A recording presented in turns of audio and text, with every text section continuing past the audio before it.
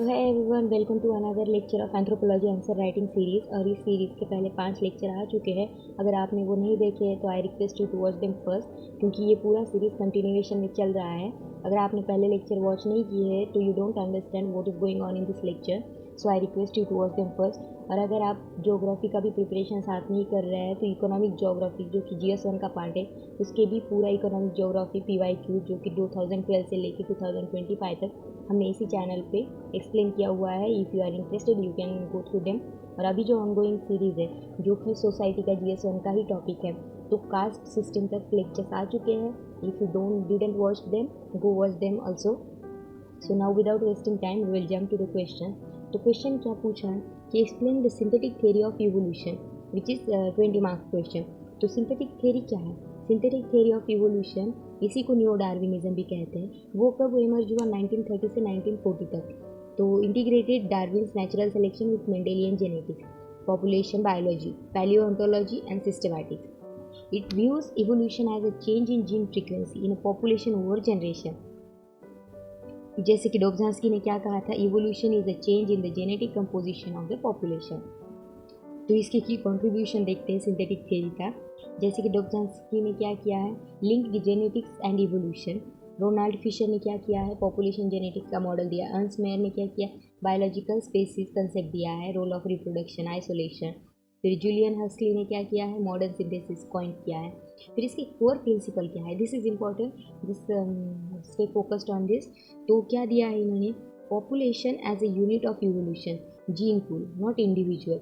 मतलब इन्होंने पूरे पॉपुलेशन को ही ध्यान में रख के उसका एक्सप्लेन किया है। फिर variation, mutation and recombination create genetic variation.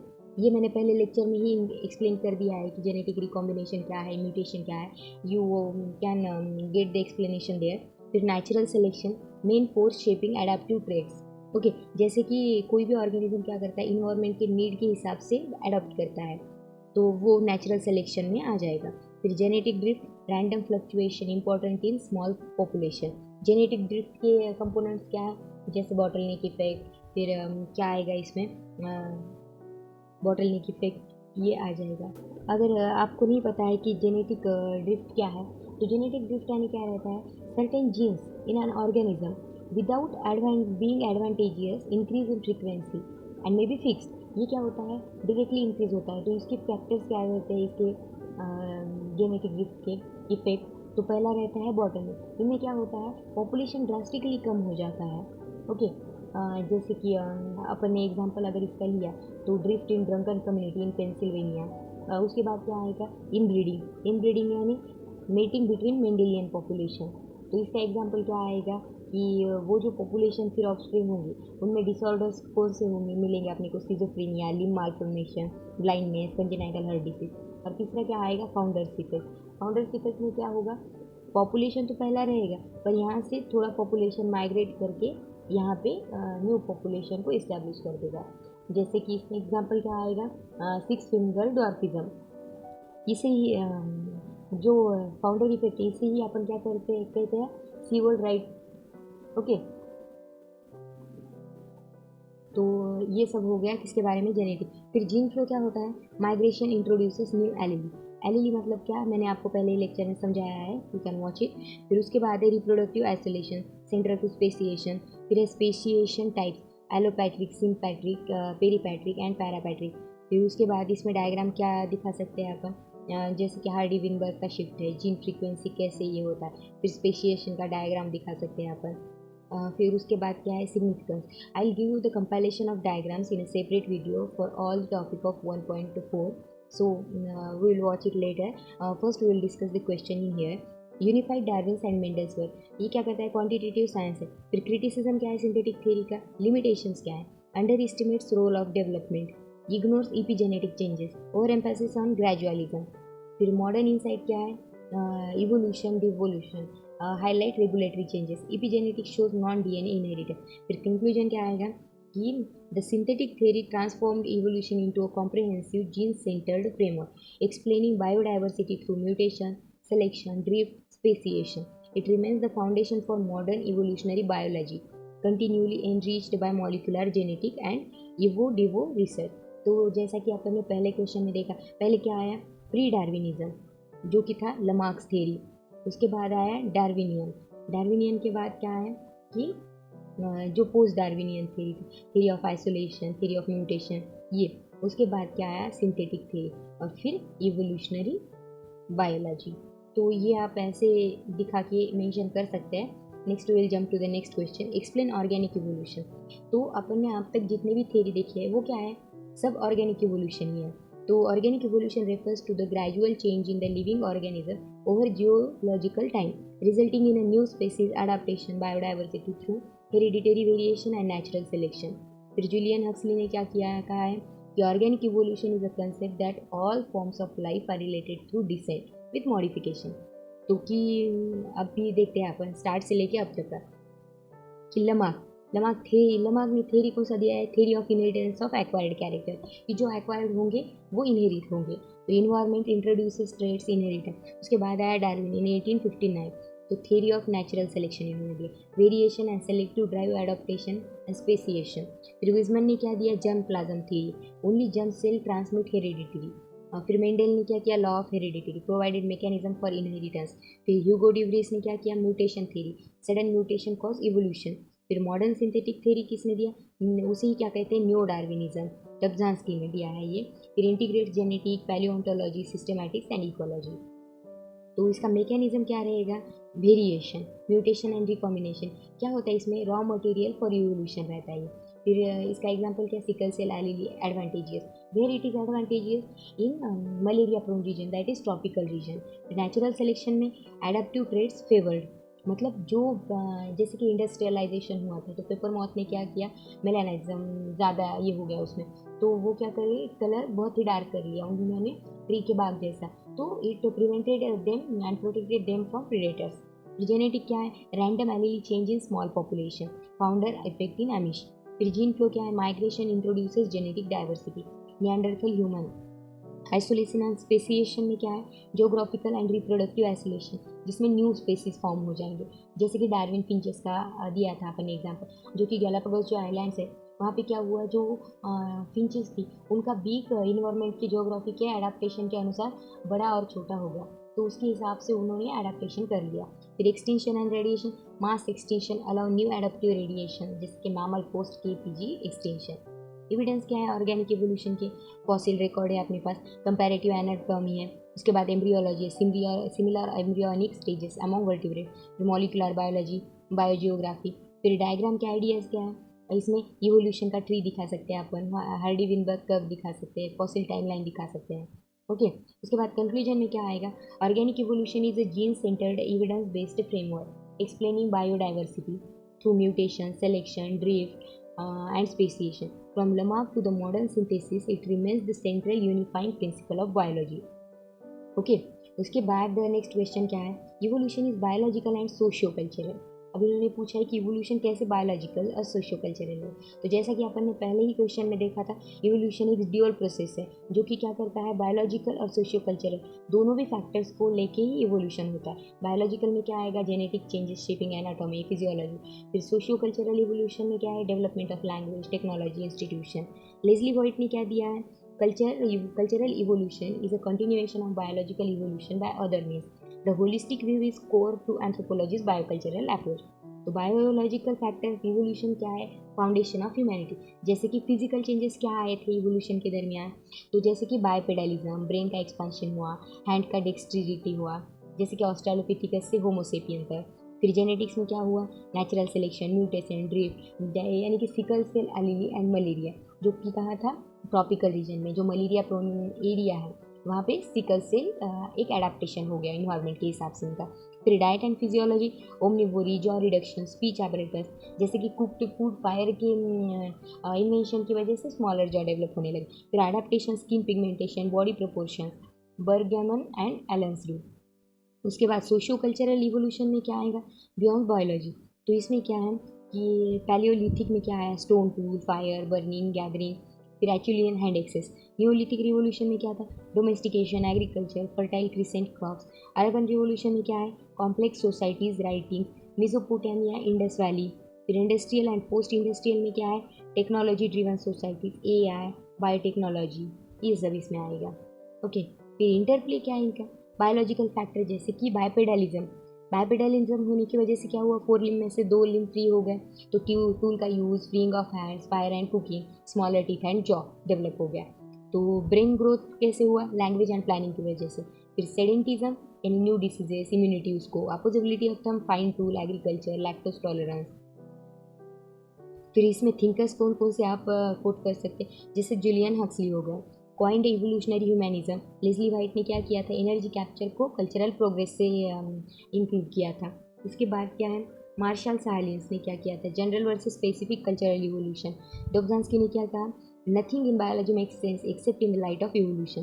फिर इसका क्रिटिकल एनालिसिस क्या है, evolution is not linear but branching, cultures evolve differently, मतलब कल्चर कैसा जनरेशन टू जनरेशन ट्रांसफर हो जाएगा। Biological evolution slowed, cultural evolution accelerate रहता है। Today's evolution is gene culture coevolution. तो इसमें कंक्लूजन क्या आएगा फिर, human evolution is a bio cultural process, biology provided the physical base that is bipedalism brain and culture amplified human adaptability making homo sapien the dominant ecological force, culture in humanity chief adaptive mechanism, जो कि किसने कहा था, Linton ने। अब आते हैं अपन next question पे, जो कि क्या है, एक्सप्लेन माइक्रो इवोल्यूशन। ओके, अब first of all I give you the crux of this कि माइक्रो इवोल्यूशन। देखिए इवोल्यूशन ना 2 टाइप का रहता है, जो कि है माइक्रो एंड मैक्रो। ओके, तो माइक्रो यानी क्या है, small scale day to day changes within the species रहता है, और मैक्रो क्या है, large scale morphological changes resulting in speciation. तो फैक्टर्स क्या है माइक्रो इवोल्यूशन के, तो जैसे कि है जीन म्यूटेशन, ये पहला फैक्टर होगा। ये क्या करता है, sudden random change in nature of a single gene, एक सिंगल जीन के इसमें क्या करेगा, ये चेंज कर देगा। तो इससे क्या होगा, वो एडवांटेजियस भी रह सकता है, डिसएडवांटेजियस भी रह सकता है, और लीगल भी रह सकता है। तो उसके बाद दूसरा क्या आएगा, इनब्रीडिंग यानी क्या रहता है, मेटिंग बिटवीन मेंडेलियन पॉपुलेशन। उसके बाद का फैक्टर क्या है, हाइब्रिडाइजेशन यानी mating outside the Mendelian population. उसके बाद है जेनेटिक ड्रिफ्ट, जो कि मैंने आपको बताया था कि कैसे ड्रिफ्ट होता है, जो कि कौन कौन से उसके इफेक्ट रहते हैं, बॉटलनेक, उसके बाद है इनब्रीडिंग, और उसके बाद कौन सा है, प्री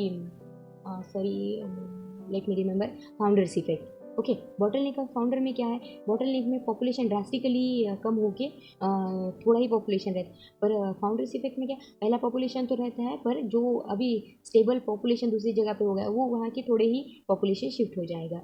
ओके, तो अभी के लेवल में अगर अपन कहना चाहें कि इवोल्यूशन ऑनगोइंग है या नहीं, तो थेराटिकल लेवल पे क्या है, जो हार्डी विनबर्ग प्रिंसिपल दिया हुआ है।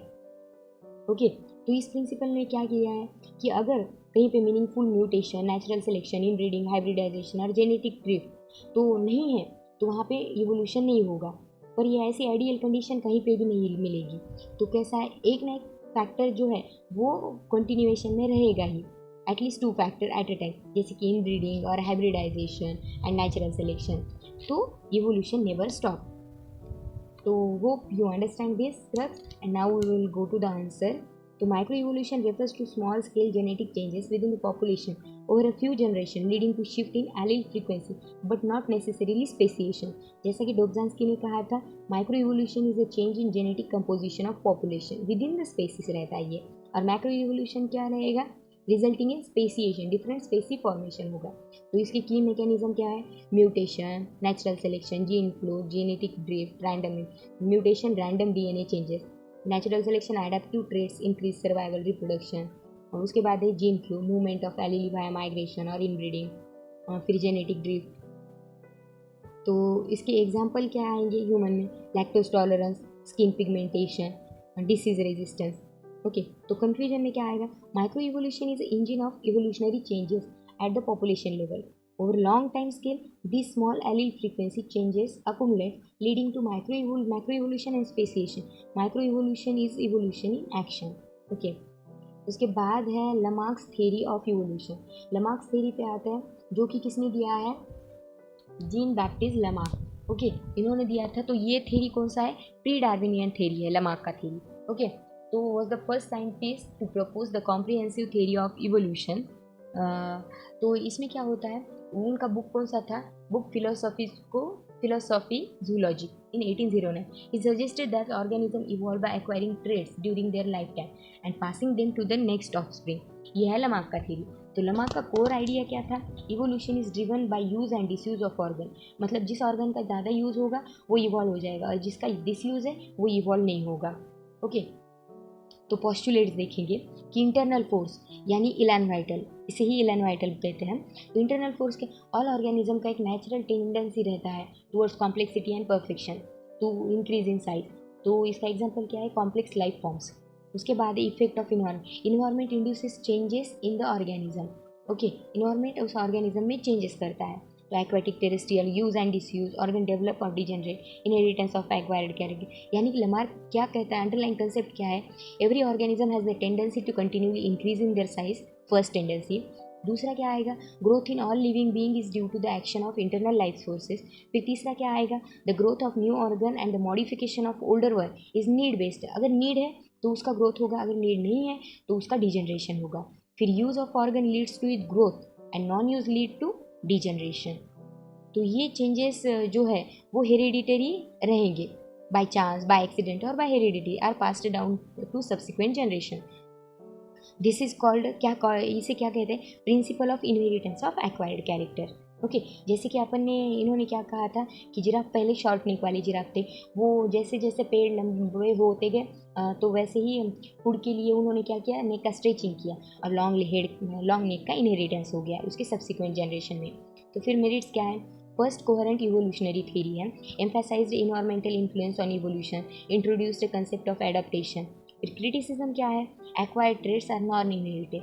अगर ऐसा अपन कहें तो ऑगस्ट विसमन ने क्या किया था? इन्होंने ना 20 जनरेशन तक टेल के माइस को कट किया था, पर फिर भी जो सब्सिक्वेंट जनरेशन है उन्होंने टेल को एलिमिनेट नहीं किया था। फिर lack genetic basis, Mendel's genetic. फिर ओवर सिंप्लीफाइड इवोल्यूशनरी मैकेनिज्म। फिर न्यू लमार्किज्म में क्या है? Modern research recognizes epigenetics, phenotypic plasticity and gene-environment interaction, reviving aspect of Lamarck's thought. Conclusion में क्या आएगा? Lamarck was the pioneer in evolutionary thought, highlight the role of environment and adaptation. Though the mechanism was flawed, his theory laid the foundation of Darwin's and modern synthesis. Lamarck made evolution a scientific problem to be solved. इसमें अपन दूसरा भी आप डाल सकते हैं conclusion, जैसे कि Lamarck gave this theory in the dark age of science where the influence of church was overshadowed scientific thinking. His work paved the way for the future research and thus must be appreciated. Okay, तो ये हो गया Lamarck का। उसके बाद आते हैं अपन next question पे, जो कि है process of organic evolution and speciation. Okay, तो organic evolution, first of all we will define this. Organic evolution is a gradual change in organism over time, leading to the origin of new species. Okay, तो organic evolution क्या है? एक gradual change है organism में, longer time span में, तो कि जो क्या करता है? न्यू स्पेसीज को ओरिजिन करता है। डॉब्झांस्की ने क्या कहा था? Evolution is a change in genetic composition of a population, it occurs through genetic variation, selection, isolation, culminating in speciation, the formation of new species. Okay, तो प्रोसेस क्या है ऑर्गेनिक इवोल्यूशन का? जैसा कि अपन ने पहले भी देखा है, mutation, genetic recombination, natural selection, genetic drift, gene flow, chromosomal changes. तो ये म्यूटेशन क्या है? Sudden heritable changes in DNA. Okay, favourable, non favourable और लीदल भी हो सकता है। इसका एग्जांपल जैसे कि sickle cell anaemia. Genetic recombination क्या है? New gene combination during meiosis, fertilization, eye colour variation in human. Natural selection में differential survival, reproduction of advantageous traits, जैसे कि पेपर मॉथ, इंडस्ट्रियल मेलानिज्म। फिर उसके बाद है genetic drift, random allele frequency changes in small population. फिर gene flow, exchange of allele between the population through migration, ये सब इसमें आ जाएगा। फिर स्पेसिएशन की टाइप क्या है? Okay, this is important. Okay, allopatric speciation, ये क्या रहता है? एलोपैट्रिक यानी जोग्राफिकल आइसोलेशन, जेनेटिक डाइवर्जन, जैसे कि डार्विन ने दिया था फिंचेस का, गैलापागोस आइलैंड के फिंचेस। फिर क्या है? सिम्पैट्रिक। एलोपैट्रिक यानी जोग्राफिकल आइसोलेशन, सिम्पैट्रिक स्पेसिएशन यानी reproductive isolation with in same area, जैसे कि उसका एग्जाम्पल क्या है? Apple maggot fly. फिर है पैरापैट्रिक स्पेसिएशन, यानी कि क्या है? एडजेसेंट पॉपुलेशन इवॉल्व सेपरेटली, एक एडजेसेंट पॉपुलेशन जो सेपरेटली इवॉल्व हो गया, grass species on contaminated soil. फिर पेरीपैट्रिक स्पेसिएशन क्या है? Small peripheral population evolve rapidly, मतलब आजू बाजू का पॉपुलेशन। फिर एडेप्टिव रेडिएशन क्या है? Rapid diversification to fill niches, niche यानी कि सर्वाइवल के लिए एक इकोलॉजिकल रोल, उस का काम, तो वो है। तो एलोपैट्रिक यानी क्या है, जोग्राफिकल आइसोलेशन। सिंपैट्रिक क्या है, रिप्रोडक्शन आइसोलेशन। उसके बाद पैरापैट्रिक क्या है, एडजेसेंट पॉपुलेशन इवॉल्व हो जाएगा सेपरेटली। पेरीपैट्रिक क्या है, स्मॉल पेरिफेरल पॉपुलेशन इवॉल्व हो जाएगा। और एडाप्टिव रेडिएशन यानी कि rapid diversification to fill niches. फिर मॉडर्न सिंथेटिक थ्योरी क्या है, जो कंबाइन किया है Darwin's natural selection, Mendelian genetics, population genetics. कि आर्किटेक्ट्स कौन है इसके, Dobzhansky, Huxley, Fisher, Wright's, Mayr, Simpson. Core processes क्या है इसमें, variation, natural selection, genetic drift, isolation, speciation. Okay, तो कंक्लूजन में क्या आएगा इसके, organic evolution is a dynamic interplay of mutation, selection, drift and isolation leading to speciation. Nothing in biology makes sense except in the light of evolution, जो कि किसने कहा था, डब्झांस्की ने। So we will move to the next question, that is biological evolution and new physical anthropology. Okay, तो इस question में क्या डिमांड किया है इन्होंने, बाकी biological evolution and new physical anthropology. तो बायोलॉजिकल इंट्रो में क्या आएगा, biological evolution is a gradual genetic change in a population over generation leading to diversity of life and origin of human. और फिजिकल एंथ्रोपोलॉजी क्या है, originally focused on measuring human variation. Okay, पहले क्या था, physical anthropology was around 3 things, जैसे कि primate, fossil और sorry I am unable to remember, प्रीमेट, fossil and okay there is primate, fossil, इस पे ही था। फिर क्या हो गया, न्यू ट्रेंड की वजह से ये जेनेटिक्स, ओके, फिर इवोल्यूशनरी थ्योरी, ये इसमें कन्वर्ट हो गया। ओके, तो ये से कहते हैं फिर न्यू फिजिकल एंथ्रोपोलॉजी, जो कि किसने टर्म कॉइन किया था, वॉशबर्न ने। ओके, तो इसके बाद आते हैं बायोलॉजिकल इवोल्यूशन में क्या है definition, genetic changes in a population over time, emergence of new form. की मैकेनिज्म क्या है इसमें, mutation, recombination, genetic drift, gene flow, natural selection, isolation. Evidence क्या है इसके, फॉसिल रिकॉर्ड जो अवेलेबल है अपने पास। फिर जो कंपैरेटिव एनाटॉमी है, एम्ब्रियोलॉजी यानी कि जो ऑर्गेनिज्म है उनका एम्ब्रियोनिक स्टेजेस बहुत ही सिमिलर है। फिर trend in human evolution, new physical anthropology क्या है, ओल्ड फिजिकल और न्यू फिजिकल में देखेंगे अपन डिफरेंस। ओल्ड क्या था, focus on racial classification, fossil, racial classification. उसके बाद और प्रीमेट्स, प्रीमेट, रेस एंड फॉसिल।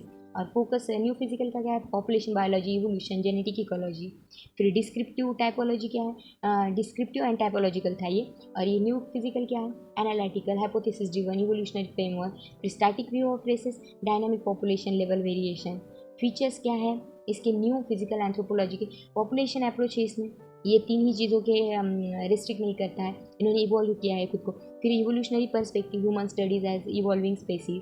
फिर interdisciplinary, genetic, ecology, archaeology, primatology, biostatistic. Problem oriented research, hypothesis testing. फिर इसमें कंक्लूजन क्या आएगा कि biological evolution provides the theoretical backbone for new physical anthropology.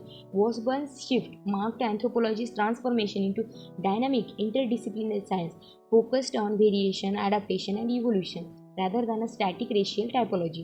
Anthropology is evolutionary in its core. NPA integrate biology, ecology, and culture. अभी next question पे अपन jump करते हैं, जो कि क्या है, लमार्किज्म versus Darwinism. Okay, Lamarck theory क्या है, प्री डार्विनियन थ्योरी है, जो कि दिया था जीन बैप्टिस्ट लमार्क ने in his book philosophic zoology. और चार्ल्स डार्विन ने दिया था Darwinism in his book the origin of species bye means of natural selection. तो ड्राइविंग फोर्स क्या है लमार्क में, internal vital force, need based changes. Darwinism में क्या है, नेचुरल सिलेक्शन। वेरिएशन क्या है, नॉन एम्फेसाइज्ड। लमार्क ने वेरिएशन पे ध्यान ही नहीं दिया। इन्होंने क्या किया कि इंटरनल फोर्स रहता है, अर्ज रहता है, इन्वायरमेंट के हिसाब से एडाप्टेशन होता है, और फिर यूज़ और डिसयूज़ के हिसाब से ऑर्गन का ग्रोथ और जो डिजनरेशन है वो होता है। फिर डार्विनियन ने क्या कहा, सेंट्रल था क्या, natural variation exist randomly. Mechanism क्या था लमार्क में, एक्वायर्ड ट्रेट्स इनहेरिटेड होते हैं, जो कि इसका क्रिटिसिज्म भी है कि एक्वायर्ड ट्रेट्स इनहेरिट नहीं होते, जो कि किसने एक्सपेरिमेंट किया था, ऑगस्ट विस्मन ने। किस में किया था, माइस की 20 जनरेशन तक टेल कट करके, बट जो सब्सिक्वेंट जनरेशन था उसमें टेल था ही।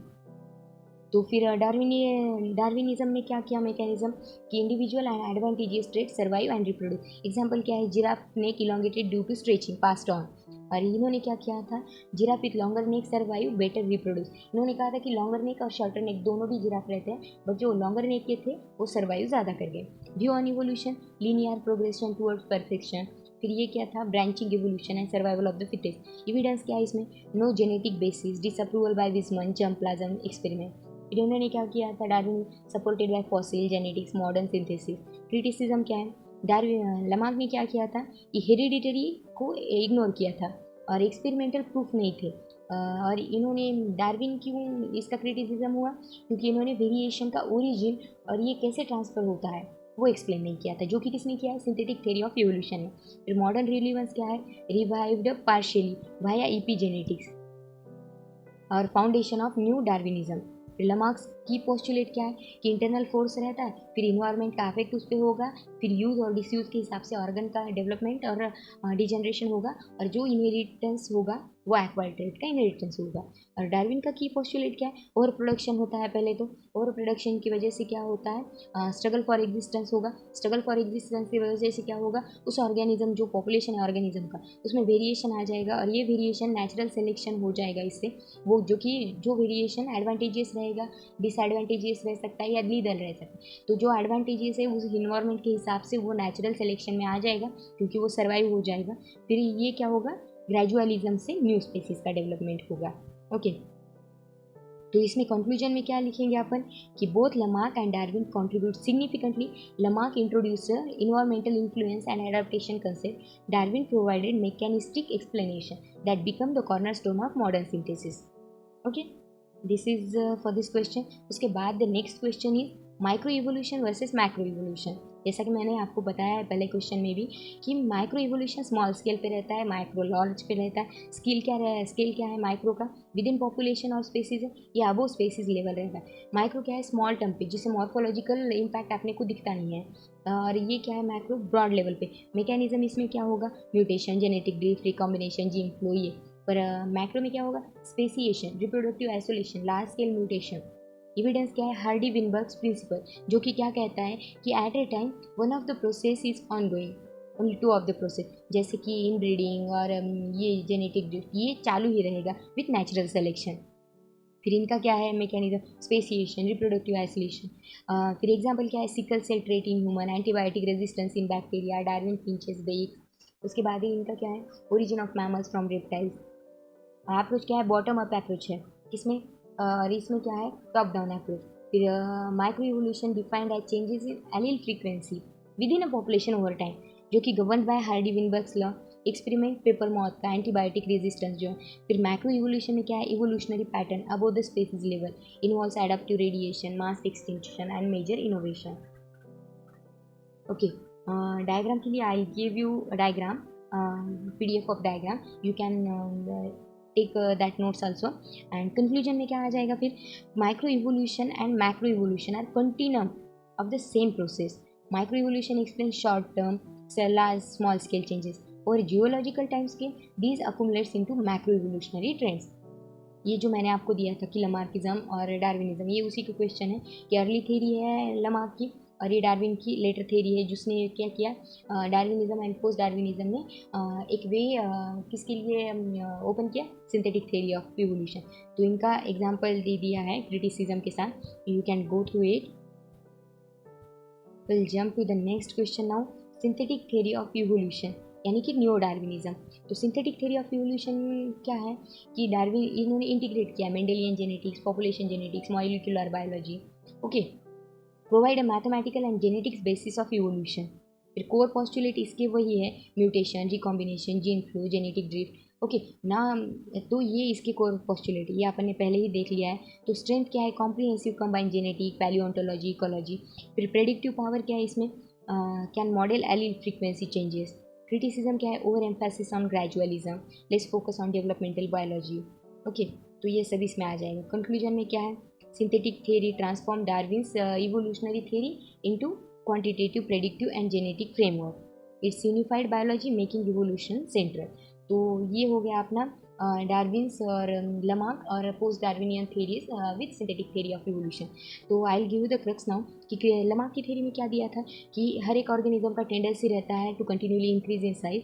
तो वो जो ग्रोथ रहता है वो इंटरनल लाइफ इलानवाइटल यानी इंटरनल लाइफ फोर्सेस की वजह से होता है। फिर वो इन्वायरमेंट भी प्रेशर करता है उस पर। फिर जो यूज़ एंड डिसयूज़ रहता है वो किस पे डिपेंड करता है कि यूज़ एंड डिसयूज़, यूज़ रहा तो उसका ग्रोथ होगा और डिसयूज़ रहा तो वो डिजेनरेट रहेगा। ये हो गया लमार्क का। उसके बाद क्या है डार्विन थ्योरी। डार्विन थ्योरी ने क्या दिया था कि ओवर प्रोडक्शन होता है, कि हर एक लिविंग ऑर्गेनिज्म क्या क्या है, इनॉर्मस फर्टिलिटी रहता है। उसकी वजह से क्या होगा, स्ट्रगल फॉर एग्जिस्टेंस होगा। डायरेक्ट स्ट्रगल किस में होगा, direct struggle for food, shelter and mating, and indirect is against environment. Okay, उसके बाद वेरिएशन में क्या रहेगा, members of same generation differ from each other and from previous generation by small fluctuating differences. उसके बाद आएगा नेचुरल सिलेक्शन। ये जो वेरिएशन रहेगी वो एडवांटेजेस और डिसएडवांटेजेस भी रह सकते हैं। तो एडवांटेजेस रह जाएंगे तो फिर ये वेरिएशन क्या होगी, नेचुरल सिलेक्शन की वजह से सेलेक्ट होकर ट्रांसफर हो जाएगा इनका, और ओरिजिन ऑफ न्यू स्पेसीज हो जाएगा। ओके, तो ये हो गया किसका, डार्विन की थ्योरी का। तो फिर सिंथेटिक थ्योरी में क्या होगा, अंडरलाइन कंसेप्ट क्या है, जीन म्यूटेट होगा, मतलब sudden random changes in nature of a single gene आएगा, फिर चेंज इन क्रोमोसोम नंबर आ जाएगा, फिर जेनेटिक रिकॉम्बिनेशन, ये क्या है, change in sequence of genes on chromosome without the change in number of chromosome. फिर इनब्रीडिंग है इसका, कि refer to mating within the Mendelian population. फिर इसमें आएगा natural selection, the key process that result in adaptation of organism with its environment by selective reproduction of its genotype। उसके बाद इसको सपोर्टिव प्रोसेसेस कौन से आएंगे सिंथेटिक थ्योरी को, hybridisation, mating outside Mendelian population, फिर माइग्रेशन यानी कि जेनेटिक जो ड्रिफ्ट मैंने आपको बोला था, जीन फ्लो और माइग्रेशन की वजह से जो होता है जेनेटिक ड्रिफ्ट, इसमें आ जाएगा। So hope you understand this question thoroughly and thank you for watching. अगर आपने पहले 5 लेक्चर नहीं देखा है तो वो वॉच देम फर्स्ट, और ये अपना 6 लेक्चर था 1.4 का। इसके बाद और एक लेक्चर आएगा and we are done with topic 1.4। उसके बाद we will directly jump to topic 1.5 and hope this series are benefiting you, and ये आप इसमें आपके नोट्स में इंक्लूड कर सकते हैं। So thank you for watching. And इसी चैनल पे इकोनॉमिक ज्योग्राफी का भी सीरीज एक्सप्लेन्ड है PYQ का, if you are interested you can watch it and stay tuned guys. Please अगर आपने लाइक और सब्सक्राइब नहीं किया है तो do it, because it will motivate me to create more lecture and thank you for watching.